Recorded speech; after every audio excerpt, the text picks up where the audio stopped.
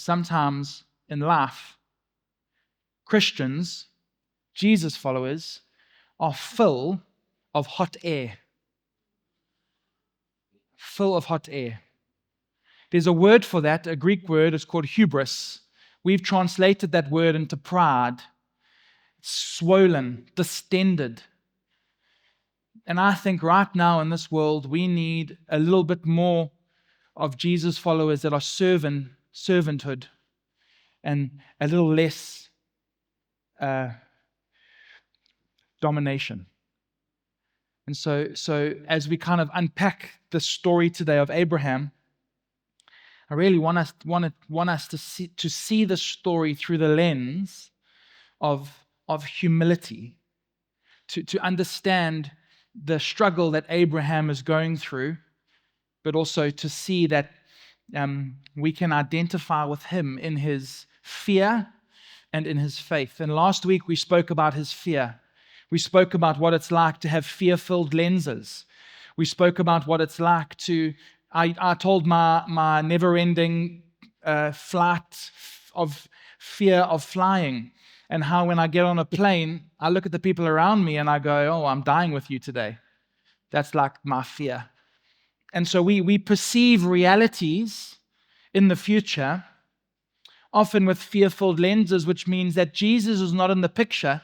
And so we see the world without him. And when we see the world without Jesus in it, we stress, we make a plan to try and kind of fix the drama that's coming. But actually, Abraham did that. We saw that. He did that many times. And yet God all along was faithful and true to him. He was faithful and true to him. And we need to understand the importance of seeing everything with God in it.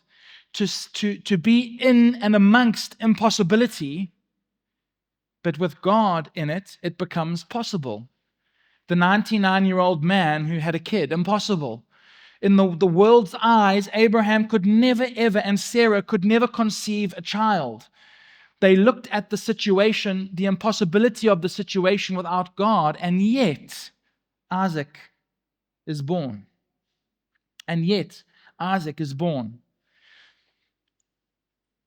Perfect love casts out fear. Zephaniah 3:17 says that with his love, he will calm your fears. So we have to name it. The card that the enemy is playing in today's world is fear. That fear has many different shapes and sizes to it, but the big buzzword at the moment, anxiety, is really testament to the work he's been doing from the very beginning to sow doubt and fear into the hearts and minds of God's children. And yet God comes along with his perfect love and it drives out fear. So this morning, I'm just starting off the bat. I'm going to be a bit real today. Not that I'm not normally real, but I'm just going to kind of be a bit more real. I don't know. Take that with a pinch of salt. But here's the thing. We all come here this morning with something that's stressing us out. We are all running from something. All of us. Doesn't matter what shape or size it is, doesn't matter how big or small it is, we are all running from something. And what I would love to stop running from something and start running towards Jesus. That's what I would love. And so for me this morning, when we talk about this story, this is the famous story of Abraham and Isaac.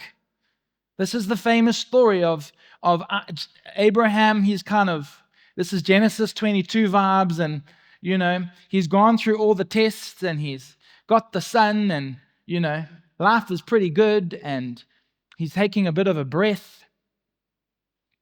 And then all of a sudden, God comes up with quite a plot twist. Before we get there, I want to just say this. Obedience comes with trust. Trust comes from consistency. Consistency comes from love. I'm going to say that again. Obedience comes with trust. So I have a 4-year-old. Many of you in this room have had 4-year-olds. Some of you in this room will one day have a 4-year-old. And you will learn very quickly that When a kid trusts a parent, obedience is often easier. It's not always straightforward. But let's just take this out of a family environment and take it into school or work, into a situation where if you trust someone, you're more likely to lean into what they're going to say and do what they ask you to say. So again, I always get nervous, as I said, when I get onto an aeroplane. I always take a quick look to the left to see who the pilots are. I want to know if these guys know what they're doing. Okay? Anyone here over 45? Put your hand up. Own it, guys. Own it. It's brilliant. Anyone here over... Isn't that great that it's not a lot of you, that most of us are under 45? Praise the Lord. So let's just say this. So put your hand up. How many of the over 45s have gone to see a doctor and the doctor is not just younger than you? I'm talking mid-30s. Because all my mates are now doctors, and we've gone to see doctors, and they're young, eh? And you kind of go, I don't know if I trust you, bro. Like literally. You look 12, and you're telling me I've got phalangolaryngitis. I haven't even heard of that. But when you get to know someone and you trust them, it's much easier to follow what they have to say. And trust can only come from consistency. We can only trust someone that is consistently showing up in a specific way that we require of them in life. It's very simple. It's very simple. I'm sorry to do this to you, but Mo Salah just signed a new contract with Liverpool. Thank you so much. Praise the Lord. Praise the Lord. Praise the Lord. For all of you other supporters, sorry for you. But when you look at sports teams that are very, very good, and you look at those sports teams, you know the no-look pass, we see it in rugby, in the final, in the last World Cup, just a little flick, didn't even look. Trust comes with consistency. They can pass the ball to the guy that they know is going to score. They trust him because he's consistent. So I just want to say here, bracket, any of you wanting to be trusted by people, be consistent. Be consistent in the way that in the spaces that you want to be trusted in. And consistency will come from love. If someone is consistent, it's because they love it. And in this case, the consistency of God with Abraham comes from a space of love. He loves him. It's his son. He is his father. He wants Abraham to succeed. He's done everything he can to ensure that Abraham is walking on the path that he's called to. He's consistently showing up into Abraham's life, consistently loving him. And we see that throughout Scripture with God and his people. We see that with Jesus and his disciples. And we see that in the commands that God has given us and how we love one another. It's to be around one another. There's consistency in that. And then in Genesis 21 verse 1, we see this. The Lord did for Sarah what he had promised. So he was consistent in his promises. He promised Sarah a kid. He gave Sarah a kid. He promised Sarah Isaac. Sarah got Isaac. And so God's consistent nature comes from a space of love. Consistent parenting comes from a space of love. And I'm talking consistent, not just the lovey-dovey kind. I'm talking consistent as in we're going to stick to the line of the moral line that this family has. We are going to be consistent in this. God always says what he's going to do. He's not like us. So where's my dear God, my dear Godswill, our dear Godswill? I'm gonna use him as a fantastic example. Godswill and his keys. It's a saga. It's more dramatic than the Greek saga itself. Godswill and his keys. You know, God doesn't forget his keys. God's not forgetful like us. He doesn't overlook. He doesn't ignore his commitments. Sometimes we want to fulfill a commitment, but we just can't do it. Time, energy, money, we just can't get there. We just can't show up. And we're unable to do so. But he never runs out of time. He never gets sick and tired of us. He is consistent in his love for us. So God's been faithful to Abraham and Sarah, and this story begins at the very beginning of Abraham's story, it begins with a whole bunch of calls and promises, and we unpacked this last week. God is consistently faithful. He promised him land, he gave him land. He promised him many descendants, he gave him Isaac. So Isaac is the beginning of the many descendants. He promised him blessings and he was blessed. He promised him a special relationship, which was a covenantal relationship, and he gave him a special relationship, which was a covenantal relationship. And each of these things, by Genesis 22, the things that God had promised Abraham at the beginning of the story when he was called Abraham, Abraham is experiencing it. He's living it out. He is living in the fruit of God's faithfulness, his consistency to Abraham. So if we say it again, Abraham's able to trust him. Abraham's reached a point where he trusts God. Abraham has reached that point. And I just think I love this guy. I can't talk enough about him. I just want to unpack from Genesis 22 in a bit. Abraham is the beneficiary of this. Despite himself and despite his fear-filled lenses, God is faithful to his kids. Now, someone needs to hear that this morning. Someone needs to hear, never mind all the other points that Jesus wants to make this morning. You need to see this. God is faithful. He is faithful to his promises. He is faithful to the things that he has said to you, even as a little kid. And some of us are sitting here with maybe a little bit of cynicism. We're wondering, this God, like, is he really that relevant in 2025? And, is this thing really for me? And the reality is, it is for you because he is faithful. He is faithful and he is consistent. I had a really good example of consistency growing up. I knew it didn't matter what was happening in the world. It didn't matter where my mom and dad were once there were cell phones. I knew that if I needed to get hold of them, they would pick up the phone. I knew that I was their number one priority. Even when I had a sister, I knew that she was their second priority, and I was their number one priority. I knew, and we knew, that our mom and dad were consistent in their showing up for us. I knew that. Someone needs to hear this morning that consistency comes from God. And I want to just begin as we kind of start getting into this really interesting piece that I want to unpack this morning, is just a bit of a reminder of the promises that God gave Abraham. In Genesis 13, verse 15, he promised him, like sand, many descendants. In Genesis 15, verse 15, he promises Abraham, like stars, many descendants. That's a lot of stars and that's a lot of sand. Genesis 17, verse 2, he promises Abraham countless descendants and even gives him a name change. In Genesis 17, verse 9, we find out that the covenant is generational, that this is going to go from generation to generation. So straight away, we need to just put that as the kind of lens through which we're looking. This is a God who has promised things to Abraham. Last week, I spoke from the perspective of fear-filled lenses. This morning, it's great. Remember I said we fluctuate from fear to faith? This week, Abraham's pretty faithful. This week, Abraham is pretty faithful. So let's read Genesis 22. So sometime later, we don't know what that means. We don't know how long that means. We don't know if it was a week, it was a month. But sometime later, after all the stuff I've spoken about has happened, God tested Abraham's faith. He said, Abraham, yes, Abraham replied, here I am. He said, take your son, your only son, yes, Isaac, whom you love so much, and go to the land of Moriah. I want to just quickly make an observation here so you understand the power of what this call is. At the very beginning of Genesis 12, where God calls Abram, soon to be Abraham, spoiler alert, for the first time, he says, leave your native country, your relatives, and your father's family.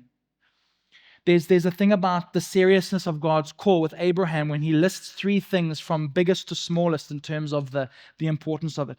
Your native country, your relatives, your father's family.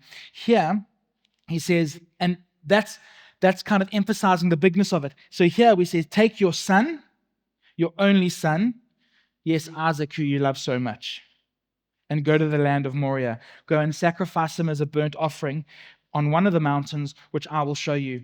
The next morning, Abraham got up early. He saddled his donkey, took two of his servants along with him, along with his son Isaac. He chopped wood for the fire, for the burnt offering. He set out for the place that God had told him about. And on the third day on their journey, Abraham looked up and saw the place in the distance. "Stay here with the donkey," Abraham told the servants. "The boy and I will travel a little farther. We will worship there, and then we will come right back." Have you ever noticed that? Have you ever noticed that? We will worship there, and then we will come right back. This is after God has told him to go and sacrifice his son. Abraham is saying, we will go and worship there, and then we will come right back. We're going to get to that. Isaac is the thing that Abraham's life became about. It was the obsession. It was his dream. It was all he wanted was a son. He's got a son. And now God's asking him to give up that son. Have you ever wondered if an answer to prayer in your life would replace God? Have you ever wondered if that thing that you desire so much that God is about to give you and he gives it to you, have you ever wondered whether that would become a replacement for God? Just a thought. This is first love stuff. This is first love stuff. This is God asking something of his son. It's said as a test. This is to see the heart of the man. But Abraham by this stage knows God. And just as God knows the heart of Abraham, I think by this stage Abraham understands the heart of God. Why? Because God was consistent. Abraham had faith in God. Abraham had faith that Isaac had come, and Abraham, I think, has faith that actually God was going to make another plan. So why did he just go ahead and do it? Why did he just say, okay, off we go? Obedience. Because he could trust God, because God was consistent. So can you trust God this morning? Can you put your dreams in his hand? And in this case, Abraham, by believing that God would do what he said he would do, God had promised to make Abraham, through Isaac, a great nation. And Abraham believed that. So Abraham knows that God has said to him already, I'm going to make you a great nation through your descendants. He's got a descendant. He's got a descendant. But there's this murkiness. He's like, am I going to get another descendant? You know, this is like quite a murky, gray area moment we find ourselves in. Here we have Abraham going, okay, cool. I'm not even questioning this. I'm going for this. I'm going for this. Abraham, this is some clever theologians, this is not me, okay? Abraham believed that somehow, in some way, God would spare Isaac's life through this ordeal. That's why we read in 22 verse 5 that he told the servants to stay here with the donkey, and I and the lad, that's what the word that they use, I and the lad will go over there, and then we will worship and return to you. You see, God has only shown himself to Abraham as a provider, not a taker. And I think Abraham believed that. Abraham wasn't sugarcoating the situation. He wasn't lying. He really believed that he and his son would be back. He really believed that because of God's promise concerning Isaac, that God would somehow in some way preserve the boy's life. Now, I just want to say, I'm not trying to bring another edge to this to say that, sometimes God asks us to do hard things, and actually we can just walk along going, oh, he's not going to ask me to do hard things. This in itself was a hard thing to do. Historians and Jewish historians will tell us that Isaac was 37 by this stage. Isaac wasn't a little kid. I think sometimes we get this feeling that he was taking a little 4-year-old along with him. Isaac was 37, and we know this because a little bit later we read that Isaac carries the wood. Now, Abraham is a very old and frail man. Isaac is a young, strapping lad carrying the wood. So straight away, when I was reading through this last night, and I was like just going through a whole bunch of this stuff, I started to realize what an incredible situation this is. Here you have a father and a son who are both actually being obedient to what God is calling them to do. Both of them. Do you think when the 37-year-old strapping lad carrying wood realizes what's going down, He's going to just be like, oh, tie me up, Dad, let's have a bra.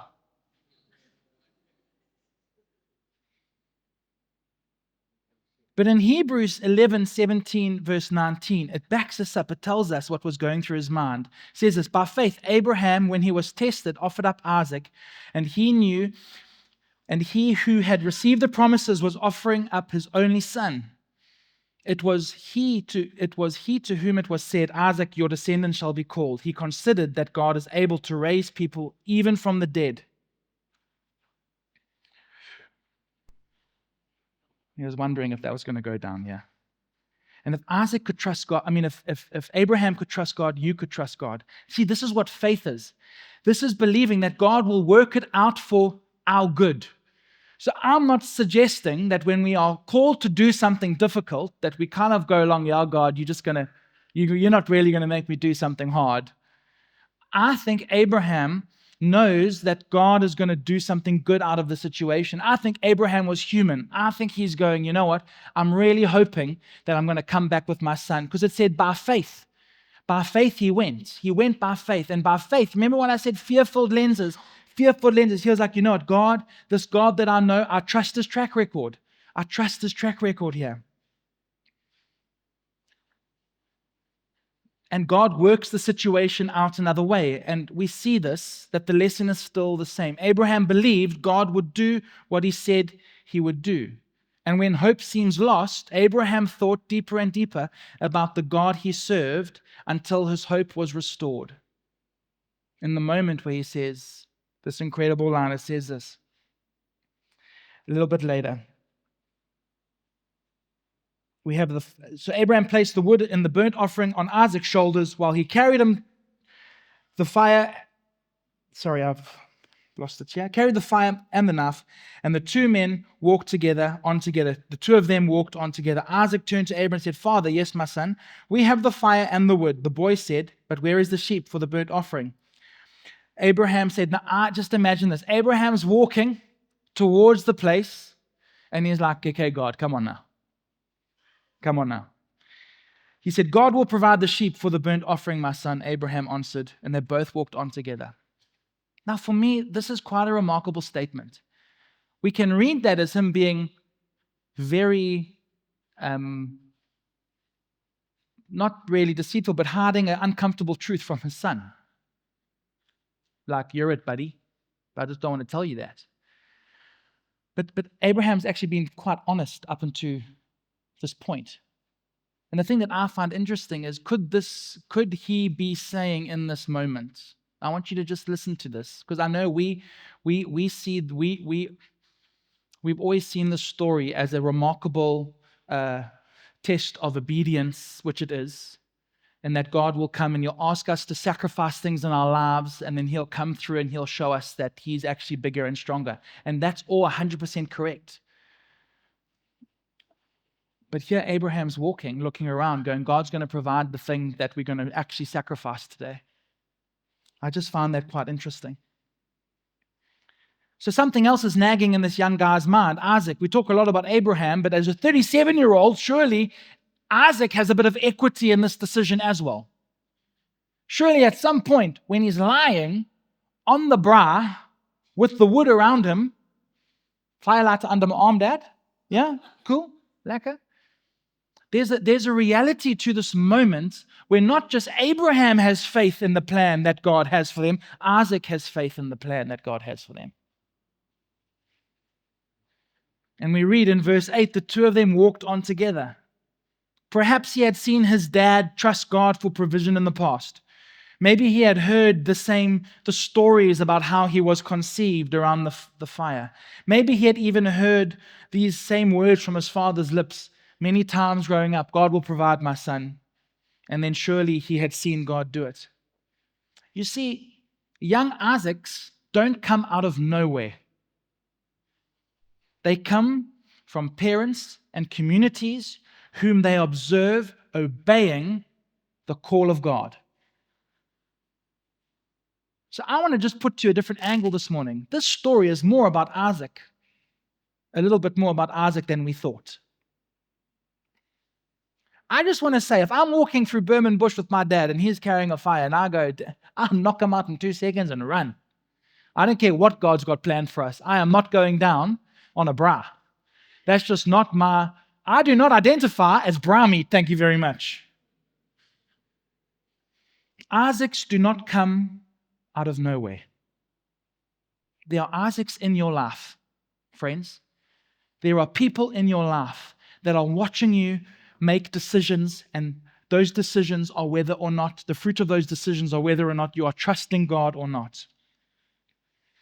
22 verse 9 says this, then they came to the place which God had told them, and Abraham built the altar there, arranged the wood. He bound his son Isaac and laid him on the altar on top of the wood. I'm sorry, I need to say this again. My dad is strong. He's not binding me to nothing. I'm 37. I know I don't look it. I look 42, but I'm 37. And I am not going to be burnt on a stake for anybody. Except maybe if I really trusted the plan that God had. What if this wasn't about losing your life? What if this was more about trusting that God's plan for you is good?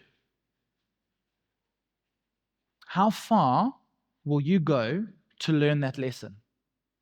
How far will you be pushed by the goodness of God, the faithfulness of God? In the grip of His plan for your life, will you go to understand that His plan for you is good? You see, we have a problem in 2025. We have a generation who see God as a vengeful God who tricks an old man to trick his son to kill him because he's an old white man in the sky issuing out justice in revenge ways on anybody who are not His chosen frozen bunch. What if all God is asking us to do is to trust Him with everything, even the desire of your heart, even the thing that you are desperate for? What if we just trusted God? What if this is not about the sacrifice or the altar at all? What if this just is simply about trusting God and His plans for our life? Years ago, I had a bit of a tough time at school. I've told this story before, but it was a while ago, so hopefully you've all forgotten it. And what happened was I was sitting in maths with Mrs. Botha. I was doing maths. We're from Durban. She wasn't Mrs. Botha. She was Mrs. Botha. And she was teaching us maths, or trying to teach us maths. And my mom was a biology teacher. She's a high school guy, especially if she's going to come and teach at your high school, particularly in grade 10 when you're doing sexual reproduction. It's not the greatest moment, let's just be real. So I'm keeping the secret tight. I'm not telling anybody that Leanne is coming to teach at DHS, because can you just imagine, I'm already having a tough time. Now, you've met Leanne, most of you. She's a force to be reckoned with on a bad day, never mind on a good day. I know my mom. I've been in the car with her as a little guy, while she's mounted a pavement chasing down a mugger. I've been with my mom getting out the car and telling guys to stop beating up a homeless person. Fearless. I've experienced consistent behavioral patterns of Leanne my whole life. And so has Ross. And I think one of the things that I realized was this woman is coming to teach here. And I was pretty confident that, she could handle it in a public boys' school in 2003. I think, yeah. Anyway, this guy, just for the sake of this going online and whatever it is, I'm not going to mention his name. So Dwayne Vergos decides to say, hey, Milky. I mean, you guys know that's my name now. I hear your mother's coming to teach. Hey, bro, we're going to have fun with her, hey? So as a guy who understands guy mom jokes, you know what they are referencing here. We're going to just, going to take advantage. She's going to have no chance against us. And I just said, oh, good luck, bro. Now, I'm at this stage quite timid, eh? I've been bullied. I'm not like a bold oak. And I'm like, yo, good luck with that. He's like, what? I said, yo, good luck with that, bro. Good luck. You try that. And then the boldness just rose. And I just was like, yo, you can try that, but you're going to come off second best, bro. You'll get thrown out a window. kicked downstairs, run over by a car. And I'm standing up by this point going like, yo, so you just try that. And he's like, yo, okay, whoa, Milky, okay, chill, bro. Mrs. Bertha goes, oh, haven't seen you react like that. I sat down and instantly realized how good God was to me, because they thought I was saying, I'm going to kick you down the stairs, throw you out the window, ride you over with a car. What I was actually saying was, my mommy's going to beat you up. But can you imagine if I actually had said that? Can you imagine if I had actually said that in that moment? But I was so confident and so full of faith in how, because I had experienced the consistent nature of who she was, that she wasn't going to struggle with a whole bunch of guys, and she would win them over, and they all would love her, and actually, it's all good. You see, that's the boldness and the faithfulness that God is asking us to have when He says, hey, pick up your Isaac and let's go to that mountain. In 2009, when I was experiencing like God really building and reshaping me, it was a very difficult, beautiful time. I felt God in this moment ask me to give up my Isaacs. At that stage, I was a 21-year-old, very confident, fairly cocky, very not so much full of myself, but confident in my own abilities.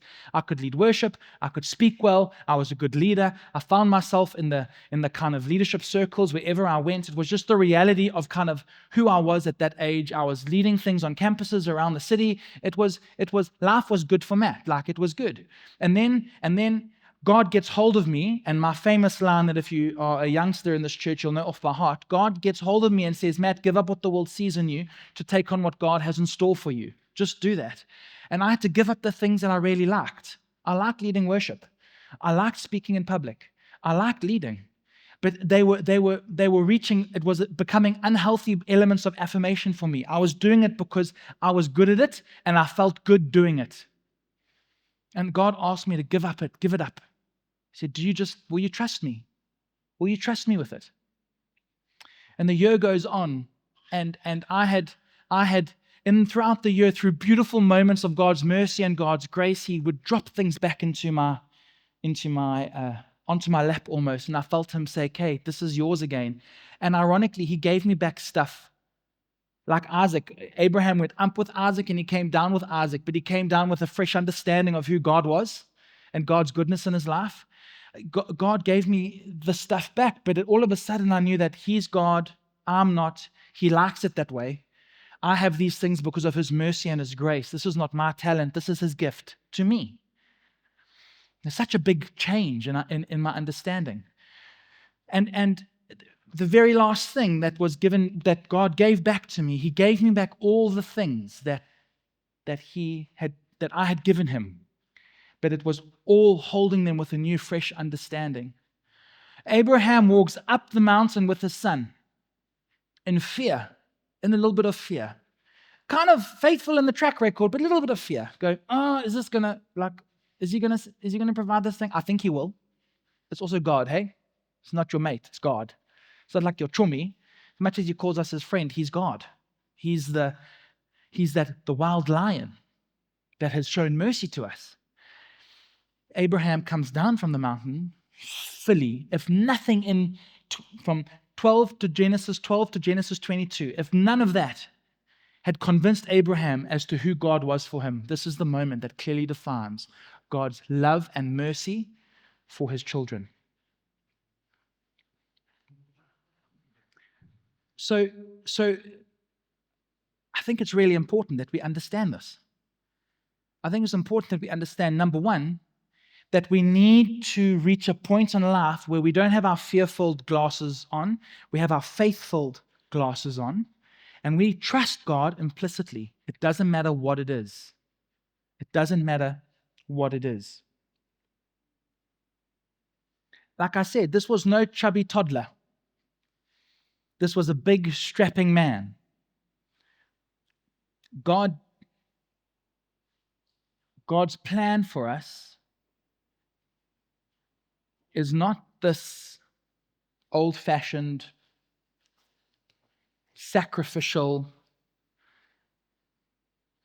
ugly, hard life.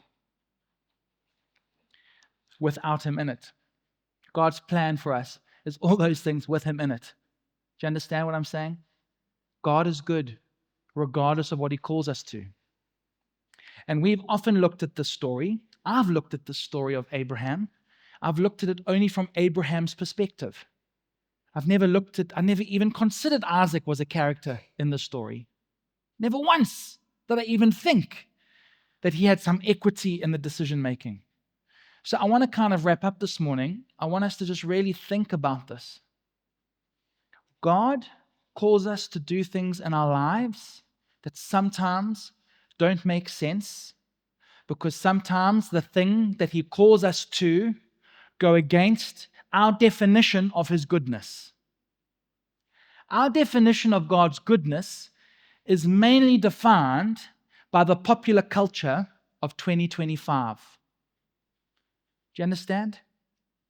Our understanding of God's goodness is often through the lens of a 21st century Western individualistic human being who's got an element of privilege in their life and is able to access a little bit of information here and there. And what we do is, oh no, God would never do that. He would never say that. God would never call you to do something hard, because God is just all loving. Of course, He's all loving, but God also calls us to do things that are hard, because that's when we find out His goodness and His love, in those hard moments. That's when we find out. And then that beautiful moment when Jesus is in the garden and He talks about the cup, like, if God, this cup of suffering, like, I don't really want to drink it, but if I have to drink it, I'll drink it. If I have to do it, I'll do it. In that painful moment, when the Father was about to turn His back on the Son, we experienced Jesus having the same implicit faith in His Father that Abraham had walking up the mountain. Now, some Christian historical archaeologists have taken a bit of liberty, but the picture of Abraham going up with his son is often mirrored with the same picture of Jesus going up the mountain with His cross to be crucified. There's a beautiful mirror here. And Jesus, in His humanity, had to just trust what was going to happen. Jesus, in His humanity, had to trust that His Father knew what was best, and He trusted Him with it. And so we've got to be careful that we don't take from this that I cannot do hard things for God because He's going to give me an easy way out. That's not what I'm saying here this morning. I'm saying that we trust God implicitly to the very end until something happens where He says, hey, wait, hang on, there's a ram caught in the bush. Take the ram, sacrifice the ram, go back down. Can you imagine the relief in Abraham in that moment? You are the God that I knew, that I know. You are the God that hasn't taken me. But and this is where it's difficult for me to say, but I can guarantee you that Abraham would have gone through with what God had called him to until God had changed the situation. And Isaac, blind faith, trusting his father. And so this morning, as we kind of wrap up from this, I just want to say, there are things that you desire, like Abraham desired a son. There are Isaacs that you are longing for in your life. You need to be willing to know that those Isaacs need to be loose in your hand, like loose change, because God is the author of our lives. God is the one who determines these things. It's important that we understand that we live in a reality where God is God. And He gives and He takes away. That is God. We can't lose the scary sovereignty of God. We can never lose sight of that.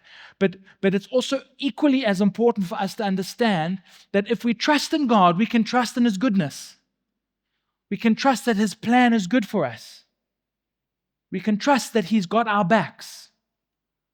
It might not be the way that we see someone getting your back. Might not be according to how we think God should act, but man, He wants what's good for you. And so you need to realize that regardless of what you got in your life, Regardless of how good it is or what a beautiful gift from God it is, God is still our number one. God is still our first love. So I want to encourage you this morning. It is the faithfulness in God. It is faithfulness in God that keeps us. It is faithfulness in His plan that holds us. It is faithfulness in His word that sustains us. That is how we survive this earth. And some of you this morning have come here with questions about the goodness of God in the first place. Well, I want to just say that God is good. He's good all the time. Sometimes we just have to lean into the definition of goodness from the Bible and not the definition of goodness from the world, because there are two different things. And I also just want to say, all of you have Isaacs in your life that are watching the decisions that you make. And one day they might have an opportunity to have to display faith in God. Wouldn't it be wonderful if they don't ask questions because of your faithfulness? Because of your faithfulness. And I want to just kind of land with just simply this. Obedience comes from trust. Trust comes from consistency. Consistency comes from love. That is God.